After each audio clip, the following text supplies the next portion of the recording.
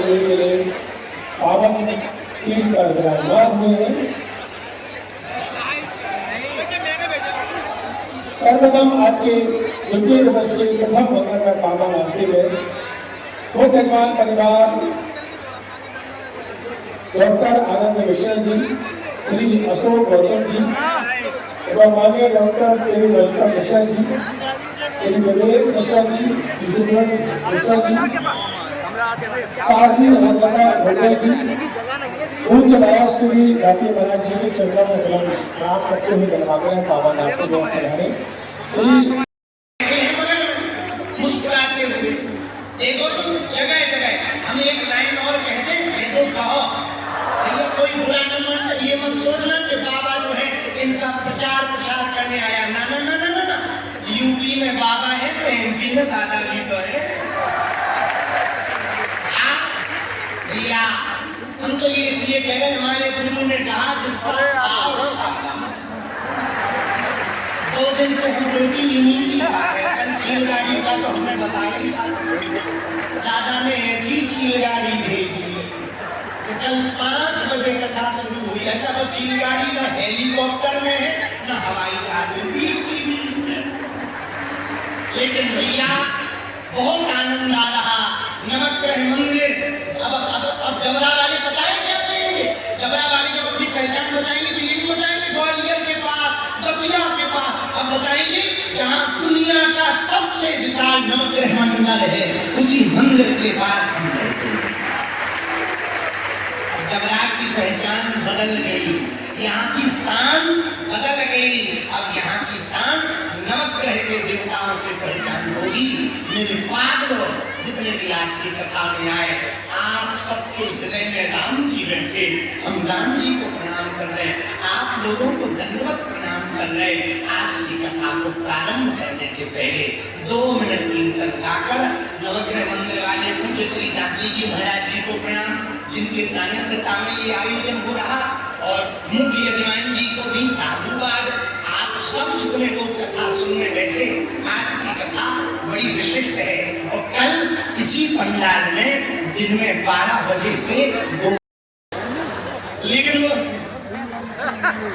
अच्छा मजेदार बात, आज का तुम आरती देखना लाइव वाली टीवी में चली, वो सीधी नहीं घुमाना, उल्टी। हमको देख के मतलब गंदे भैया छतरी के बने मूसर चन्ना, रील के चक्कर में लिया तो मत खो दे। आज के जमाने में रील वालों कैमरा चला जाए सामने, ऐसी भक्ति करके मानो साक्षात मीरा घुस गई हो या प्रहलाद जी घुस गए हो, और कैमरा जब वीआईपी को और ऊंचे, ये जितने वीआईपी बैठे ना ये हंसते ही नहीं। हटा दो भाई साहब, इनको लगता है कि हम हंसेंगे तो लोकल वाले समझा। हटा दो, हम थोड़ा वीआईपी वीडियो सब हो रही है, ये जितने वीआईपी सब हो रही है बर्बाद। हम कितनी भी करोड़ों की बहुत बाबाओं को मानने वाले पर भगवान की कृपा नहीं होती है। हमसे लोग कहते हैं आप भारत को क्या बनाना चाहते? हम भारत के लोगों को किसी गुरु के पास नहीं भेजना चाहते, हम भारत के लोगों को खुद गुरु बनाना चाहते हैं। आप स्वयं गुरु बनेंगे तभी तो भारत विश्व गुरु बनेगा। बोलो सीताराम। सत्संग में बैठने से भला होने वाला, सत्संग आप सत्संग में मत बैठो, सत्संग आप में बैठ जाए तब आपका भला। कथा में तो बहुत लोग बैठते हैं और कथा किसी किसी में बैठती है। बोलो सीताराम। बुलाना मानना, जितने आगे खड़े हैं बैठे हैं, इनसे ज्यादा प्रबल भक्ति और सच्ची भक्ति लास्ट में खड़े हुए व्यक्ति की होती है। इसका ना तो फोटो पे दिमाग होता, न कैमरे पर दिमाग होता। वो एलईडी में गुरुजी की कथा सुनकर उसको सच्चाई मानकर अपने जीवन में उतार लेता, 4-4 घंटे खड़ा रहता, चूर से मुंह नहीं करता। हमारी नजर में सच्ची भक्ति यही है। और मेरे पागलों, आज की कथा का एक सूत्र और एक बात बताओ, H2O का फॉर्मूला जान लेने से प्यास बुझती है क्या? बोलिए, अरे जोर से बोलिए। जब तक पियोगे नहीं पानी तब तक प्यास बुझने वाली, थोड़ा सा भी हिस्सा पिया प्यास में तृप्ति मिलेगी। बोलो हाँ जी या ना जी। उसी प्रकार पूरी कथा ना भी समझ में आवे, थोड़ी सी भी बात आप अपने जीवन में उतार ली, आप अपने जीवन में ले ली, आपका बेड़ा पार होगा। एक व्यक्ति, उसका नाम था चंगी, वो था डगरा, उसकी पत्नी का नाम था मुन्नी बाई। चंगी लाल महानास्तिक, पत्नी बहुत आस्तिक, बहुत भक्तनी। तो ज्यादातर पुरुषों की घरवालियां ज्यादा भक्ति वाली होती है और पुरुष थोड़ा, तो वैसे ही था। एक दिन पत्नी ने कहा, एक अच्छे संत की कथा हो रही, आप जाओ। वो नगर सेठ था, बहुत अमीर आदमी था। उसने कहा नहीं, हम ये बाबाओं के चक्कर में नहीं पड़ते, हम कथा बता में नहीं पड़ते, हम नहीं जाए। पत्नी ने कहा, स्वामी जी जिंदगी भर भक्ति नहीं की, पूजा नहीं की, पाठ नहीं की, एक बार तो चले जाओ, क्या कर जाएगा? आज जाओगे, अच्छा लगे तो दोबारा जाना, नहीं तो नहीं जाना। ठीक है। अब पत्नी की बात कौन ना माने, माननी ही पड़ेगी, घर में रहना है तो हाँ जी कहना। तो क्या करे बेचारा, पत्नी की आज्ञा मान करके पत्नी आज्ञाकारी पति कथा में आ गए। अब था तो अमीर, गांव की कथा, तो गांव में जो पंडित जी बैठे थे, शिवक थे, बुरा न मानना। वर्तमान में भारत को सत्संग की बहुत आवश्यकता है। पूछो क्यों? अरे पूछो तो, थोड़ा जोर से पूछो। कंप्यूटर के जमाने में जब कंप्यूटर में नेट फिट किया जाता तो एक प्रॉब्लम होती है, पढ़े लिखे लोग समझ जाएंगे। उसमें क्या होता है, वायरस आ जाता है। आ जाती कि नहीं आ जाती? तो जब वायरस आते हैं तो हम लोग वायरस को खत्म करने के लिए क्या करते हैं, एंटीवायरस प्रोग्राम इंस्टॉल करते हैं। बोलो हाँ या ना? वायरस को खत्म करने के लिए एंटीवायरस प्रोग्राम इंस्टॉल करते हैं तो कंप्यूटर स्मूथ चलने लगता। उसी प्रकार संसार सागर कंप्यूटर है, ये माइंड उसका कंप्यूटर का एक जो है स्क्रीन है। जब संसार से ये माइंड निकलेगा तो संसार रूपी वायरस हमारे माइंड में आ जाएंगे। उसी वक्त यदि कोई सत्संग रूपी एंटीवायरस प्रोग्राम इंस्टॉल कर ले तो दिमाग ठीक हो जाता है। मन के वायरस को मिटाने का एंटीवायरस प्रोग्राम का नाम है भगवान की कथा। क्या नाम है? जोर से बोलो, भगवान की कथा। इसी पर दूसरी बात सब चलता रहता है। किसी ने पूछा सत्संग क्यों करना चाहिए, क्यों 3 घंटे बर्बाद करें कथा में बैठे, क्या आवश्यकता है? भैया किताबों से संसार का ज्ञान लिया जा सकता है और सत्संग से आत्मा का और परमात्मा का ज्ञान। संसार कैसा है ये जानना है तो किताबों को पढ़ो, और जीना कैसे है ये जानना है तो सत्संग में बैठो। इसी में तीसरी बात सुनो, ध्यान से सुनना। जीवन में एक बात पक्की है, जो भी आपके द्वारा कर्म हो रहा भोगने वाले भी आप ही हो। ऐसे समझो। एक आदमी जा रहा था, रास्ते में आम का बाग लगा था, आम को देखा तो देखा किसने? देखता कौन है? हाथ देखते हैं किससे? क्या देखते हैं? सही बता दिया, हमें पता नहीं, डबरा में हमें पता नहीं।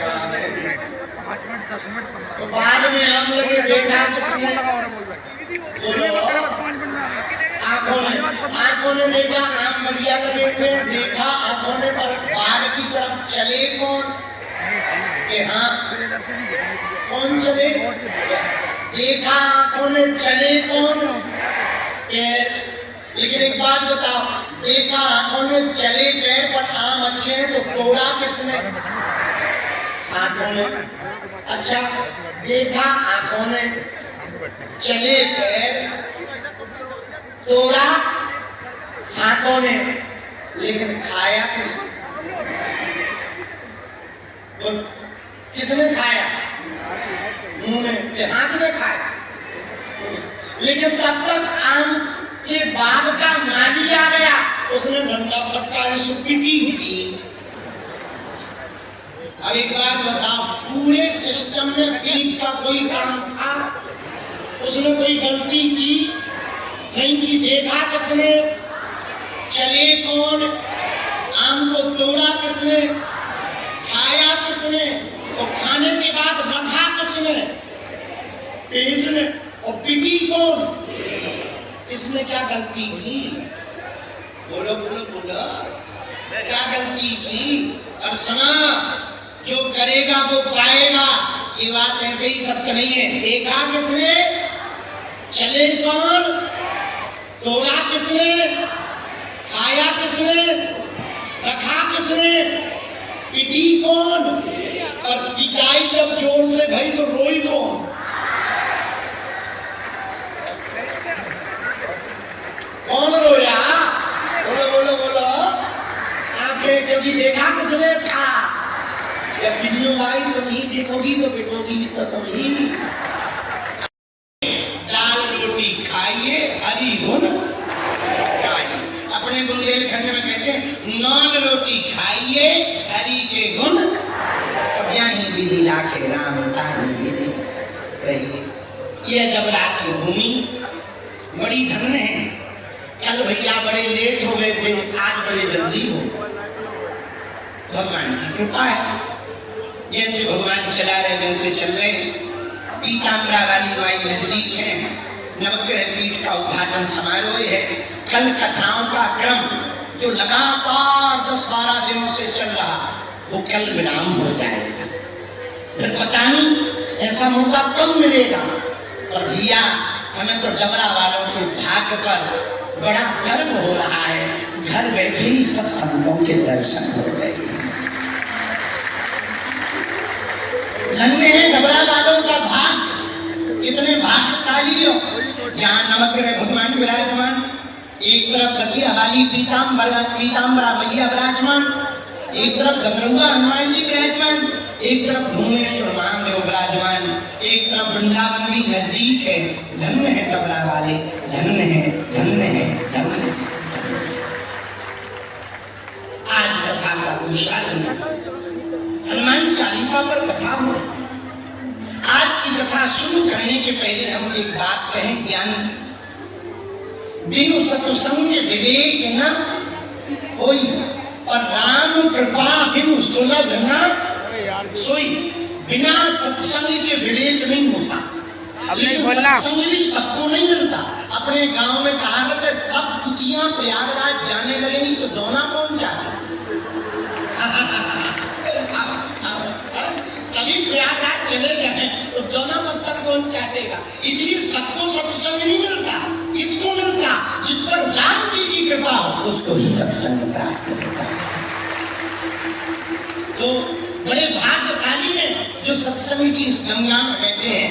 मेरे पागलों, सत्संग सुनना बड़ी बात नहीं है, सत्संग जीवन में उतारना बड़ी बात है। ऐसे समझो। पूछो कैसे? पूछो, जरा जोर से तो पूछो।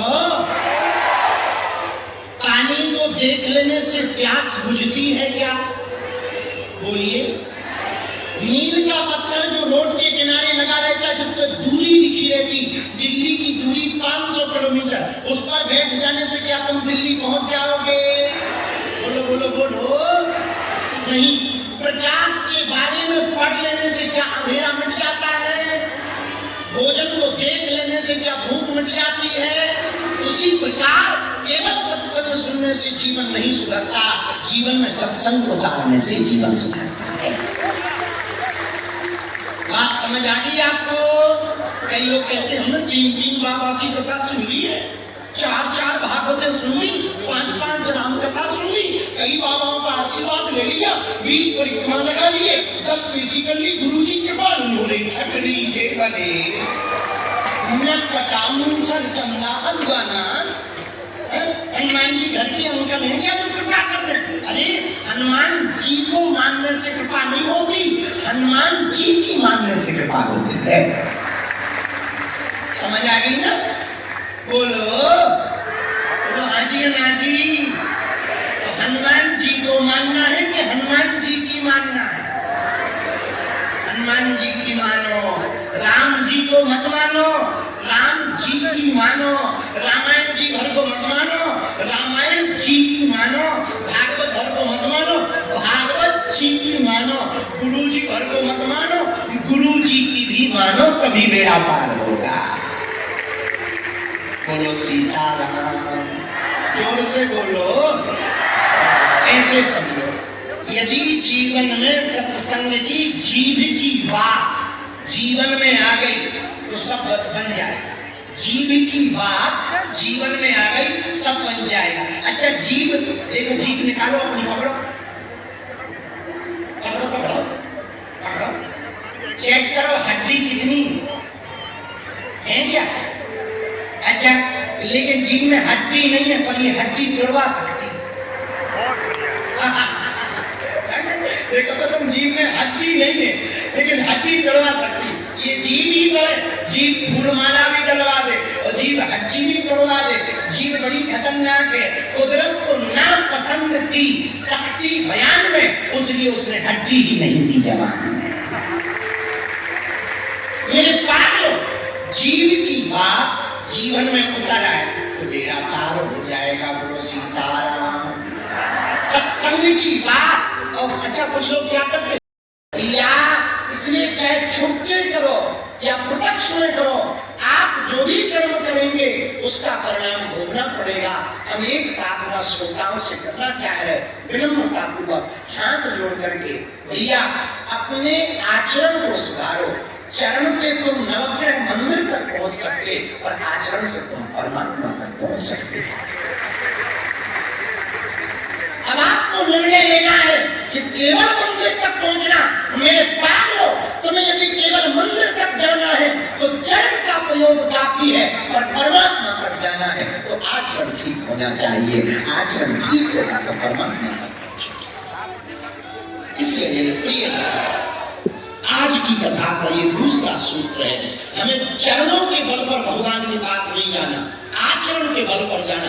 याद रखना, जिस आदमी का जो आदमी गुण का महान होता ना, बहुत गुणी होता, उसके पहुंचने के पहले उसकी चर्चा होने लगती है। और तुम ऐसे महान बनो, जितने पढ़ने वाले बच्चे बैठे, हमारी हाथ जोड़कर प्रार्थना है, जितने युवान बेटे बेटियां बैठे, मेरे बच्चों तुम अपनी जिंदगी को बर्बाद व्यर्थ मत करो। इंस्टाग्राम की रील के चक्कर में, अपने आप को फेमस करने के चक्कर में जिंदगी को बर्बाद मत करो।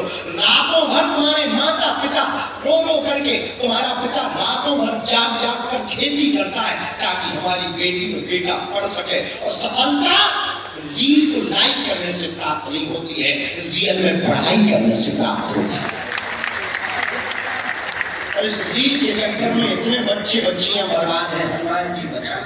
उन बहुओं के भी डांस दिखाई पड़े जिनके कभी मुंह नहीं दिखे।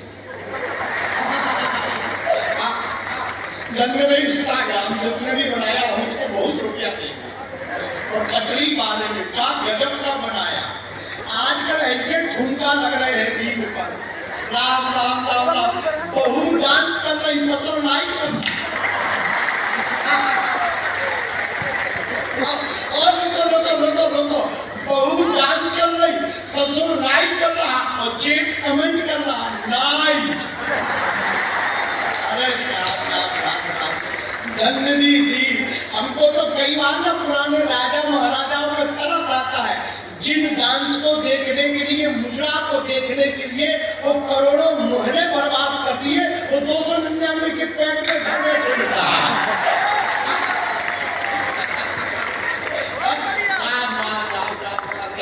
अरे हनुमान जी बचाना, किस समय हमको गिरता कर, गजब का समय है। अजब तमाशा देखा रे, गजब तमाशा देखा रे, क्या गजब तमाशा चल रहा। मेरे पागलों, पढ़ने वाले बच्चों, तुम हमारी बात कान खोलकर सुन लो। तुम हमें मानो या ना मानो, पर माँ बाप को जरूर मानो।